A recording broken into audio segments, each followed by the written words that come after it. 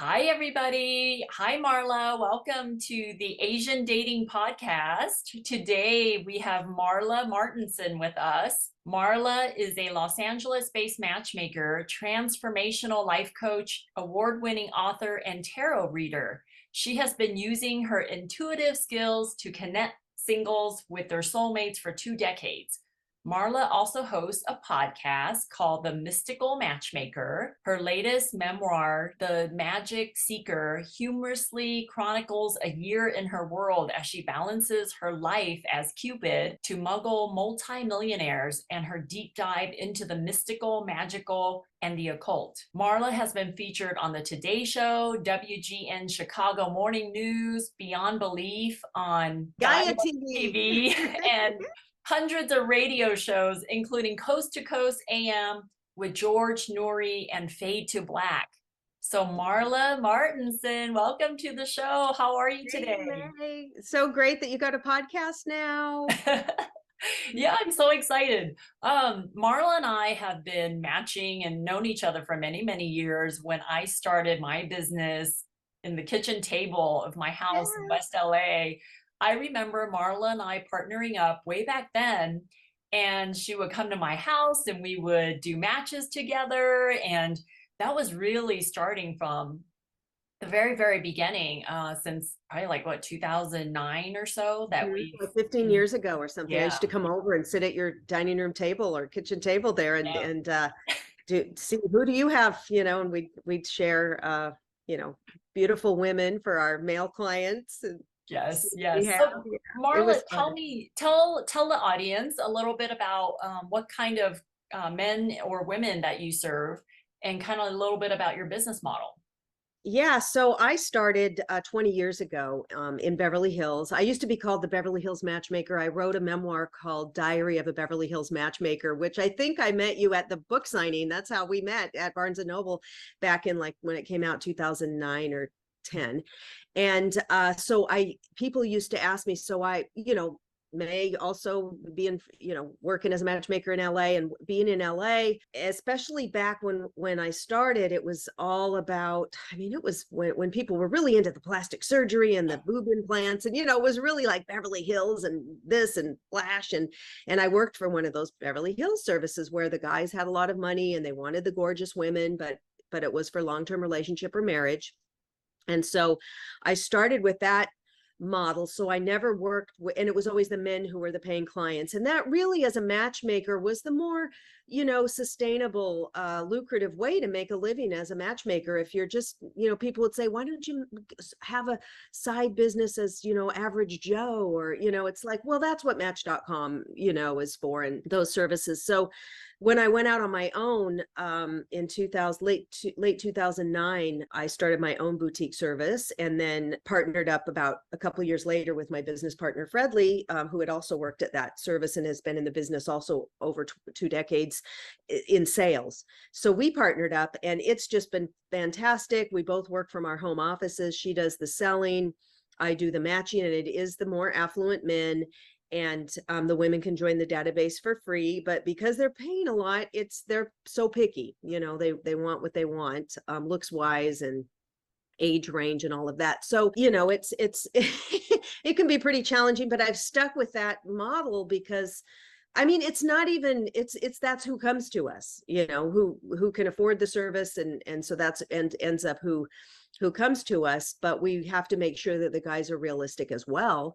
If, let's say, they're 60 and they want to date a 30-year-old, well, we're not going to take them on. So they have to also have some realistic expectations as well. But what I love, our clients, we become like a little family, good quality people. And I love, one of my favorite things about being a matchmaker is interviewing all of these people and hundreds of women who are in the database. Everybody has such an interesting life and the things they're doing and the places they've gone and their businesses, and so many people are creative, and I'm a people person, so I really enjoy that aspect of it. Yeah, yeah. So since you started this business 20 years ago, have you changed anything about your clientele? Have you had any aha moments that you're like, maybe I don't want to do this anymore, or I don't want to take this type of guy anymore, or I don't want to take this type of women anymore? Like, What are some of those aha moments you come across? Well, my business, I've had my own since late 2009. So is that 10, 12, 10, what is it? 10 years, 12 15. years Yeah, now? yeah. That, you know, and because I worked for the other service in Beverly Hills from about 2002 to 2009, Okay. and then I went out on my own. So now when I worked for that company, though, see, they had they had high-end, you know, high-end office employees, insurance, and so they had to bring in a certain amount of money every month. That's important to keep in mind. So they would take on clients that, you know, I probably wouldn't have taken, you know, out of reality, men who were 60, 65, out of shape, who wants 30 years younger, or very difficult. And I used to get it was you know, it would really wear on me, like, this is not fun. This is not what I want to be doing. It wasn't, they weren't all like that, but many of them were, and it was very challenging. And so I think that's why I took that deep dive into my spiritual side, to balance out that shallowness. But when I did go out on my own, I thought, okay, well, I'm working from my home with my laptop. I have no overhead. I'm not paying for an office. I don't have to, if I don't make money for a month or two, I'm not going to be on the street, you know, I'll still be able to pay the bills. So I was able to, and with Fredly as well, we're able to take on only people that we feel we can help, that we like, that they like us, that they're realistic, that we don't want to take someone if we don't feel that there's a chance they can get into a relationship. So that's the men. And then the women, we don't take women as paying clients, so they can be in the database for free. Generally, the guys tend to be older, generally 50s, 60s, and early 70s. We do have a guy in his early 30s now and a guy in the mid 40s, but I would say generally it's 50s, you know, 48 plus. But never get any guys in the 20s. And even the 30s tend to be a challenge, because then they want late 20s, or they want a little younger than them, they want to start a family. And to find women who are really ready to settle down at that age sometimes is, you know, they're building their careers or whatever. So I kind of really love working with the older crowd. Yeah, I feel like the older crowd is a little bit easier to set up because there are more people in their age range, right? If I Yeah. help a gentleman who's 35, it's tough to find women that are 20 to 30-year-old, right? Because that's kind of Yeah. the age range he wants. So, yeah, I don't really take on a guy until he's 35 or older. That's probably the youngest. And what's You interesting is oh, even some of the gals that are like 30, that I'm trying to, I have a 33-year-old, and they'll say, well, I don't date guys that young. They're just right, not mature enough for me yet. right.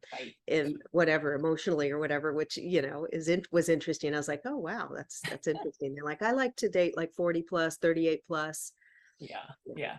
You mentioned boutique. Does that make you really be selective on who you take? Because you don't want to wake up and look in the mirror and be like, oh, I can't find anyone for this guy. So it's not even worth the stress, especially being our own business owners, right? Like, we didn't Yeah, become our own business owners to stress out about some of the clients. So are you pretty? absolutely. The thing that Fredly and I, my business partner Fredly and I always say, and we'll say to the people, we don't want to stay up at night tossing and turning, wondering, how am I going to get this done?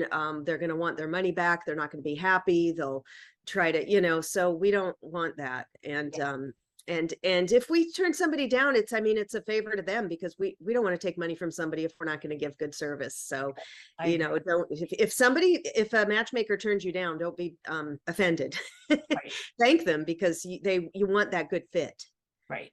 Yeah. Yeah. What I was saying was when people hire a matchmaker, I feel like they should hire somebody who's a boutique company versus one of those big companies where Right. they take on everybody because they have to make up for the overhead and they do tons of advertising and they have to take someone on. So I get it. I'm like you. And I think we talked about our clientele many, many years ago. And I probably copied your business model where I only take on men now. Men are the paying clients, and the Asian women join my database for free. So I might have copied your business model, but yeah, I think that's the way to go. And it's actually the easiest model. So if there's anyone out there that's looking to become a matchmaker, like that is the traditional model. So And uh, talk a little bit about why, you know, let's talk about why we don't take women as paying clients anymore. We tried it. You want to share Oh, why you don't? yes, yes. Actually I did. I used to take on women as paying clients. I think my first client was like 39 years old. She was 5'11",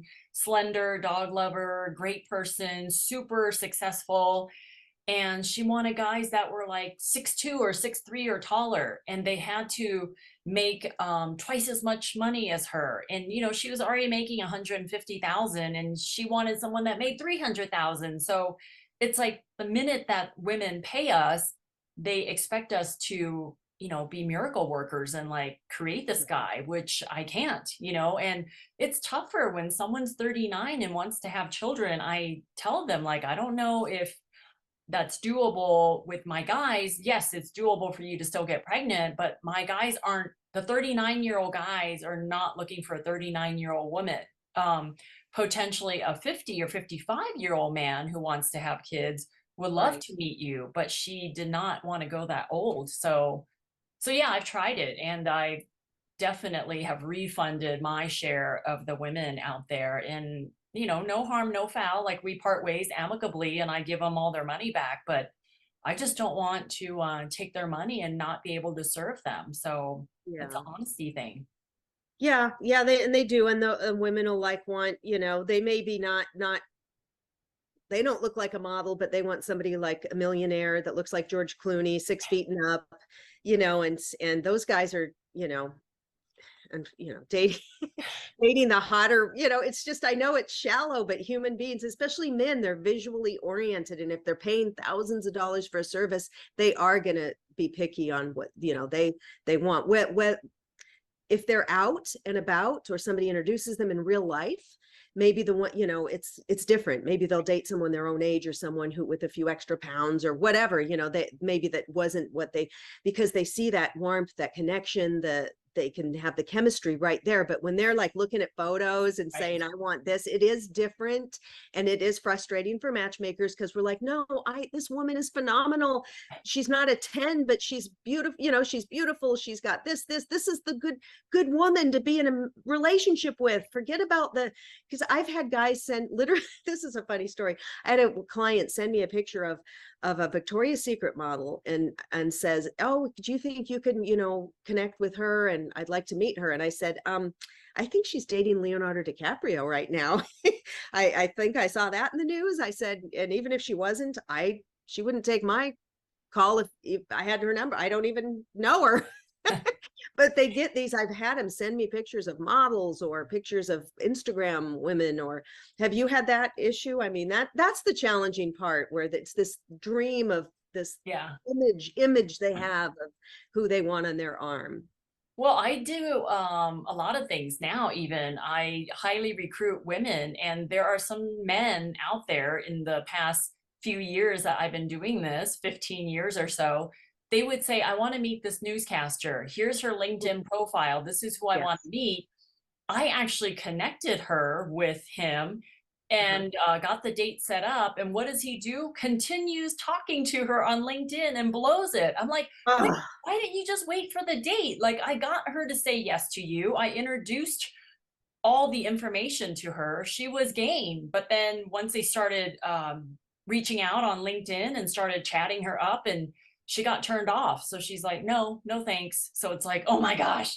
I So know. yeah, I was able to meet one beautiful model on Twitter, and I did match her with one of my guys too. So, can happen, right. but it's a, long shot. So that's why I think you were doing some coaching too. I have coaching programs for women Yeah, tell because me I about think those. it's more empowering for the woman to really get herself ready and her frequency up and clearing out. So many women I talk to have been dating narcissists, bad boys, stuck on men that treated them wrong, and I am someone who married them and dated them, these kind of bad, not ideal personality types for years. So I get it, and I get trying to clean that pattern up and really getting ready, and frequency always matches. So feeling great about yourself, having fun in life, loving your life, and then your frequency's raised, and somebody's gonna just come in. It's the way it works.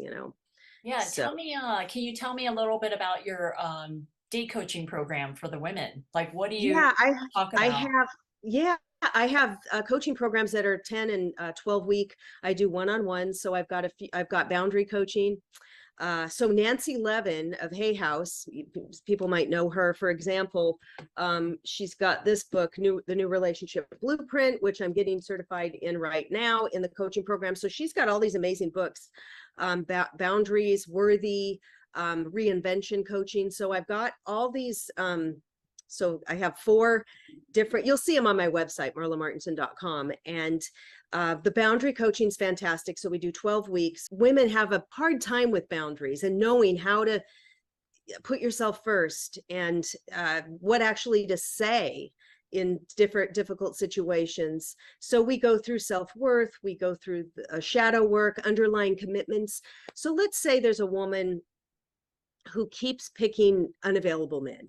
And she's just like, I don't know why. And the years go by. And this is important to clean this stuff up, because if you want a family, you want kids, you want to be with somebody, the years go by. We don't always have 5, 10 years to be in a relationship, and then that doesn't work out and break up or get a divorce, then get another one. So it's really good to get this stuff cleared up. So let's say usually these underlying commitments, the shadow stuff, it gets embedded in our subconscious at the age of 10 and under. So if your dad left the family and just left your mom, or got a divorce, or there was some abuse, there could be a myriad of things. And then that's implanted in your mind. Okay, well, men are not available. Men don't stick around. Men are not.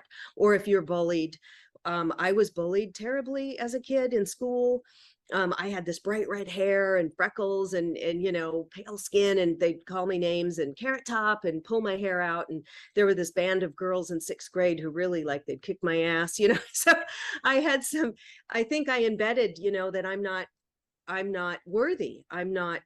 So I would end up with men who bullied me, who would verbally abuse me, and who would put me down. And it's something in the back. We don't realize it, but we accept these things, and they get into our subconscious, and they play out in our relationships, but with family, with whatever it is. And so we go back and pinpoint that. What was that you made that commitment to yourself, that you're only worthy of this kind of man, or men aren't available, or men are abusive, or men are bad boys, or they cheat, or whatever. We might not even realize it. So we really putting ourselves at the center of our life, getting a morning routine to connect with ourselves, an evening routine, the shadow work, the underlying commitments, the boundaries. And there's a gal called Elena who reached out to me a couple of years ago and said, I'm 50 years old. I've never had a healthy relationship with a man. I'm always with narcissists. I'm put down. And I accept it. And she went through the 12 weeks with me one-on-one. She's been about a year and a half now. She's in a relationship for the first time in her life, a healthy, wonderful relationship with a wonderful guy. And she's just like, I can't believe it. So that, she attributes it to that, work that we did in 12 weeks. Right, so, right. And it's something that you want to continue. But so that's what I do with people. I do have, once I'm going to be doing the New Relationship Blueprint starting in January for people. And I think I'll bring out a group coaching on it as well. But it's really fun. It's great. So get on my newsletter at marlamartinson.com. You can get on there, and then keep you posted on all the stuff I'm doing, the coaching. And yeah, no, that's great. I'll definitely enter that, put all the information in the show notes. So how would someone know if they need a date coach in their lives right now? Like, what are some of the key points that come up that they think, maybe a date coach would help me or would benefit me? Because it's not something that we talk about with our parents or friends, like, oh, I should get a date coach. Like, what are some things that come up in people's lives that can help them, guide them, that a date coach would be beneficial? Yeah, and I think even it's not even just a date coach.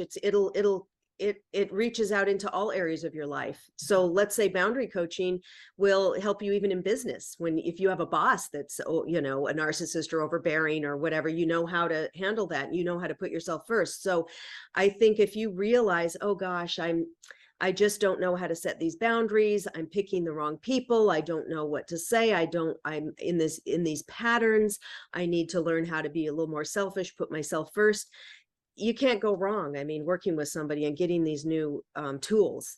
Right. So, Is it like if someone hasn't been in a relationship for 5 years, or they've never had a relationship, or they notice that they're just dating the wrong type of men and she's just going through them. So I yeah, mean, it seems like everyone can use a date coach, no? I mean, right. everyone Yeah. can use a And, boundary and, coach. a date coach can just, you don't want to just get dating tips like, Right. okay, get a wingman and this is what you say and this is how you text them back. And that's kind of, yeah, those things can be helpful.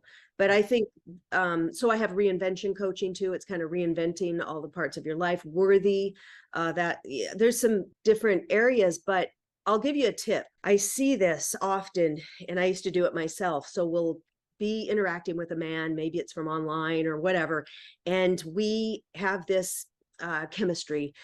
And oh, right from the beginning, a lot of women will think, and I used to do this, oh my God, the chemistry is so crazy. I've never felt this way. And he said he never felt that way. And I know it's my soulmate, or maybe it's my twin flame, because I do the intuitive readings and all the spiritual stuff. So like, I think we're from past lives and all of this stuff. And it's like, listen, you don't know this person. Everybody, it's a different game down the line. So you've got to just settle down. So go from your head. So you're thinking all these things. And this is where this connecting to yourself in the morning and evening is really good. So whatever you're thinking in your head, you want to take it down and drop down into your heart, because your body is your barometer of truth. Mhm. So you feel it. Like if you're talking to somebody and you have that kind of queasiness in your stomach, or you feel tingling, or you feel, ooh, the vibes, I don't like the vibe, I've got this vibe. It's the body. It's not your head. It's not your analyzing. Yeah, you have life experience, which you'll have in your head, but go down in the body and breathe and say, how does this make me feel? Is this really right? Is this guy telling the truth? I had a gal, I don't know how old she was. I think she was in her 20s, but some guy that she was online with, she says, hey, she lived in another country. And so she sent me a picture of this marina. And she says, this guy says that he's in Miami right now. And he sent me this picture. Since you're from the States, maybe I have a feeling he's lying. And so I looked at it and I put it in Google and I see, oh no, that's Atlantis Resort in the Bahamas. So they could pinpoint where that picture was taken. And I said, no, he lied to you. He's not in Miami. And she says, oh yeah, I had a feeling. I said, is this somebody you met online? She goes, yeah, but we're supposed to meet in Dubai next month. And I said, block him. I said, do not, this is dangerous. He could be dangerous. If he's not physically dangerous, he's emotionally dangerous, because he's already playing, lying, sending you pictures saying he's somewhere and he's not. And I'll bet she's still going to talk to him. And there's a good chance she's still going to fly and meet him. Well, so what you're saying is, take these thoughts in your head, let's see what your gut would think of it. Yeah, Your yeah, gut because feelings, like, we try to ask our friends, what do you uh-huh, think, and analyze, and it's too, our body knows. yeah, Our body is so intuitive. It's the heart is a more, it's our second, well, we say it's really our first brain, it's got this electromagnetic field, you connect and you really, you've got it. We need to connect with our bodies and connect with our intuition right, and right. know what's best for us. And if sometimes it's disappointing, like, oh my God, he's so cute, he's so sexy, he says I'm the most beautiful woman he's ever seen. Take a breath, step back. There's no rush. Right, Get to know this person. right. In your bio that we just read, your podcast is called Mystical Matchmaker. Why Yeah. Mystical Matchmaker? Yeah, I used to be called the Beverly Hills Matchmaker because of the Beverly Hills, I worked in Beverly Hills and all that. But then I ended up moving to the Valley, and I was getting into all aspects of spirituality. And I'm like, you know what? I'm not a Beverly Hills matchmaker, even though a lot of the guys, they're wealthy, I resonate more with this connection, with this holistic approach and taking a deep dive into ourselves and the spiritual aspect. So I gave myself that moniker. Do And so on you, Instagram, I'm the mystical matchmaker. okay. Do you do tarot readings with your clients or the I women? do. How does I do. that work? Tell me a Yeah. little bit about that. Oh, not with my client. I mean, I have it on my website if somebody wants to order a reading. I do a reading. I do the most fun one I think is I do a for $30, I do a recorded reading. You just email me your question or text me your question. What do you want to know? And then I'll record an audio, usually 10 to 15 minutes, could be 7 to 15 minutes. And then I email it to you in your inbox. You can keep it. I love doing those. I'm on a couple of psychic hotlines, which is fun. And sometimes I do have a male client that often will ask, will you give me a reading? Oh, Which is, really? yeah, which I'm like, hey, that's cool. Yeah. That's really fun when the guys, because the guys aren't as into it. So many women are. They're like, oh, I'm Yeah. into oracle cards, or I'm into hot yoga, and I'm into meditation, and all of this. The pendulum. Okay, ladies, any spiritual ladies out there, you know what? The pendulum. I'm going to do a video about this, but this is a great way to tap into your higher self, because I can ask, is this person for my my highest good? And it'll say yes or no. You program it, you learn how to program it for yes, for no. But I use the pendulum a lot. Yeah. I love Yeah. that. It connects with our higher self, with our nervous system, and then Yeah. gives you the answer. So I like to ask about my health, or about a certain person, a situation. You can hold it over food. Is this a high frequency in food for me? Should I be eating this? You can use it for a lot of stuff. Do you believe in hypnotism? Oh, hypnosis is, I think it's great. It's a great thing. Yeah. I'm not so easily, I've tried it a few times. Don't feel that I'm so easily hypnotized, but I'm sure it's a great thing to do. There's the past life hypnosis. Uh-huh. There's things to quit smoking, or I used to say, okay, this is funny, because I had a guy who he was from Norway, and he liked the thinnest, this body type. When guys want a specific body Yes. type, and besides that, they want, like, she can't have any kids, she does not want any kids, she can't, she has to be this age, that hair color, this body type. And he wanted a body type that was just up and down like a boy, like a Twiggy from the 60s, that model Twiggy. Yeah. Because he says that's the body type in Norway, is more that way. And that's what I like. And I like them tall, and I'm like, oh my God. And he was so stuck on it, and it was so hard for me to find with all the other things. And I said to him, oh, wouldn't it, maybe you should try getting hypnotized, so you can erase that preference. And he did?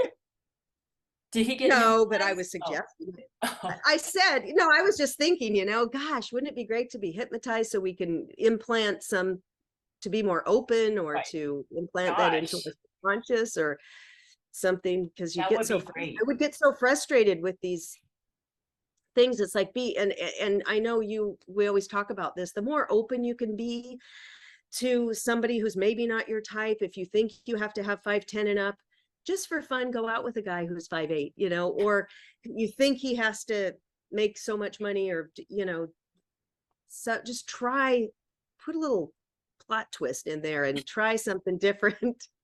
I Things know, aren't I know. It's a lot of what we deal with, right? The men who come to us are very specific on who they're looking for, because they've tried looking for her all these years, and they're basically cutting us a check to go faster, right? For us to right. vet Right. the people for them and have a better selection for them. So it's hard to convince a guy who's And the paying, women, and the women too, right? Yeah. a lot of the women get stuck on height. They say, oh, but I live in heels. It's like, well, I used to say, well, I hope those heels keep you warm at night, those shoes. You can have a great quality, wonderful man. I mean, it's hard enough to find quality people that have your values, and Yeah. that line up with things that it's important to you, and that's going to treat you well. So, that's where it's like, be a little open on those superficial things. Right, right. Yeah. I mean, they'll learn hopefully once they get older and they out of options, or they meet someone organically who maybe they're meeting each other and they're sitting down and she doesn't know how tall he is, and then he excites her and holds her interest, and then she'll overlook that part if they meet organically. I Yeah. feel like if you give them a profile and a bio, some women and men are just looking for reasons to pick them apart and to say Hmm. no instead of, oh, these things are great. I want to meet her because she meets 80 or 70% of my criteria instead of, oh no, I can't live with these three things that she said. Like it's just so ridiculous, right? But yeah, well, Yeah, at least for give it a business. try and see if there's some. Yeah, it's hard to find 100% in match, and you don't want, with it's the varieties, the spice of life, right? I So you totally want someone agree. exactly Yeah. like you. Yeah. No, I love when men or women say, you know what, I don't need to have the same hobbies as them. Like that's not Yeah, even important to me. Like it's great if we learn from each other. And I totally agree with that. Like hobbies doesn't even matter, the core values matter. So other key life values matter. And I get it. Religion matters, mhm. politics matters now, but not Politics, big right. big thing now. Yeah, big Yeah. thing. How do you deal with that? If are men usually political or the women are like, Yeah, the men more. A lot of the women will say, no, I'm just in the middle or something, but it doesn't, I don't follow it. And then some do. So I do a lot of times I will ask, I want that in the profile because I do, my men, usually more of the men tend to be conservative, on the conservative side. And so some of them don't care of what yeah, she is, as long as it's not too. Some of them will say, I don't care, as long as they're not too far on one point where they're going to argue or anything like that. But I like to have it in the file just to know, because some people are specifically looking for either, they have to be a Democrat, or they have to be conservative, or they have, really, they, I can understand it. You want to, there's issues and you want to talk about it and agree. And it never has been I think about 2015, it started getting to be an issue. But before that, it would never come up. I It would never come know. up. But I did have a couple who had the woman, she had too many drinks, and they started arguing about politics, and she got up and walked out. It was heated, and he's like, oh my God, At least you So, know now, right? right, right. But it's like, don't drink too much on a date either, because Okay, so what are five quick tips that you can think of off the top of your head, just as a closing of our podcast? Like what five quick tips you can give to the ladies out there? yeah, ladies, well, my main thing that I've learned is work on yourself. Just be happy with yourself, who you are, happy in your skin. Get your frequency high. If you need to feel like you want to get in better shape, or get more brushed up on what's going on in the world or politics, or get into a hobby, or get out there. And I have a friend who salsa dances in a club, and it's just like, she's so happy and high frequency. Actually, she had trouble. She was in her 60s, early 60s now. She had trouble meeting somebody. She's never been married, always with the wrong guys. She got into dancing, and that became her passion. She didn't even meet him dancing. He doesn't even dance, but she met this wonderful man, and they've been together over a year. He treats her like gold. She's so happy. I'm convinced because she just concentrated on herself, on having fun, on that. I keep talking about frequency, but that's what we are. We're all energy. And so that's really all you have to worry about and then look at any patterns that you have to clean up. Have you been dating, this narcissistic thing comes up a lot lately. It's a big topic. And if that's your pattern, you can look into why and how you can break those things. But that's about it. Just love yourself, love your life. And Yeah, I'm it's sure gonna come. the salsa dancer lady, the men probably saw how happy and confident she was and just being herself and smiling a lot, and that projects She to, got in better shape. She is fun, she's got more energy. yeah, At that age too, it's important to keep moving. And then she's just got this, yeah, she's like, I'm doing this 5 nights a week, and I'm not, and right, so she wasn't waiting like, oh God, where, do I have a date this weekend? She was like, I'm out dancing. right. And that Yeah, brought her to meet somebody like pretty quick. It was yeah. amazing. I'm like, wow. That's awesome. Yeah, I feel like if people aren't happy where they're at, aren't happy with their love lives, aren't happy with a portion of their lives, whatever it is, I think seeking help and finding a coach for that Mhm. can really help them and get on a better trajectory. So, And I'd say for women, if it's a tricky I don't always say tell women to join a matchmaking service. It's What would you say about your advice if they are, like I'm going to join a matchmaking service and pay thousands of dollars? What would you say to what would you say to a woman?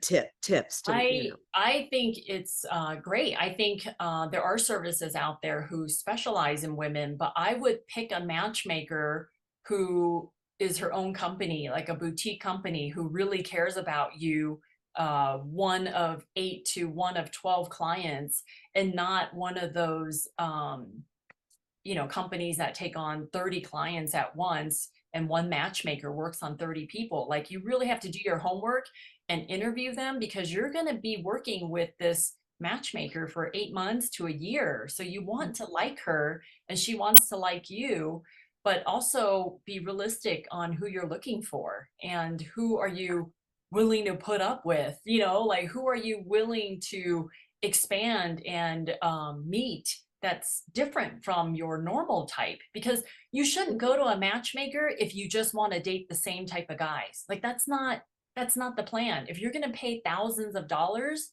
you need to do something different, and trust that matchmaker to set you up with quality guys, and you go out with the quality guys and just give it a chance. I mean, just people aren't giving people a chance is the problem. So, but Also, I like the video dates now too, because, this started during COVID where people couldn't really yeah. meet. And Mhm. so they started doing the Zoom and the FaceTime. And I like that because, let's say, instead of getting ready and going an hour, driving an hour or Yeah. whatever, meeting somebody that maybe it's not a good fit, you can look real, put on a cute top and Right. makeup and get a Yeah. glass of wine and say, hey, let's have a happy hour date on video. And I that know. way, if there's no chemistry, it's like, okay, well, I spent 20 minutes, half an hour, whatever. And if it's going well, you can go farther and then meet in person. But I really love this. I'm a big video person, Yeah. FaceTime, and I just, I'm on there every day with people. So I think that's a great thing to do, instead of think, oh God, I don't want to, get dressed up and drive and go to this restaurant and meet this person if I'm not sure about. Right. But that's the thing. Some women or men aren't comfortable doing video dates, but if they're not comfortable doing that, then find help and have someone help you set up a video date. Is it the background? Do you need the light shining at you? What do you wear? What are your best colors? And how do you act? And And do you talk have it, to the the tip, have it camera? straight on. I have Right. see a lot of people, it's like the camera's Yes. down here, Yes. so you're looking up their nostrils, or you want it head Right. on. I have a Right. professional light right here. Yeah. They're cheap. You get it on Amazon. So the lighting is really important. And you just, wear something cute and put on, Yeah. and then that's it. And they Yeah. like you or they don't. Right. It's And it's only the first meeting. It's not an yeah, arranged marriage, They're like, go right, ahead, right. meet them. Like, it's okay. So, but Yeah. anyway, with that, Marla, thank you so much for your time. I Thanks, love May. talking to you and I miss you, and I hope we could connect in person soon. So, thank you. And I will put all your information in the show notes so people can find you. And if they need help, contact you at marlamartinson.com. So bye, Where I everybody. am at. Thanks, everybody. Bye. Bye.